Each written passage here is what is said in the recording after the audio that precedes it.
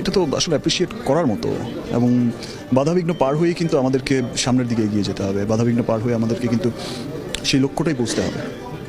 আর এই বাধাবিঘ্ন it's a part of life. এক ইন্টারভিউতে শাকিব খান জানায়, বুবলি সবসময় আমাকে খুশি করে।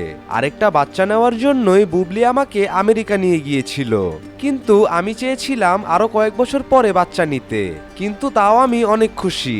ভালো কাজে আমি কখনো পিছপা হই না। সো যত বাধাবিঘ্ন, যত যাই কিছু আসুক, ভালো কাজ করতে আমি কখনোই পিছপা হব না। তাহলে একটা সময় গিয়ে মনে হবে যে আসলে আমাদের। শাকিব আরও জানায়, এখন আমি শুধু বুবলির দিকেই ফোকাস দিয়ে রেখেছি।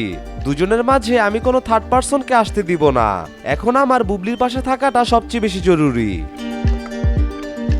নতুন করে পথ চলা শুরু করব। মাঝখানে যত প্রবলেম গেছে, নিজেও একটু যেমন একটু মাঝে মাঝে নিজেও একটু আপসেট হচ্ছি, ভেঙে পড়েছি, সব কিছু পেছনে ফেলে আমি আবার শাকিব খানকে আবার সুন্দর করে সাজাবো।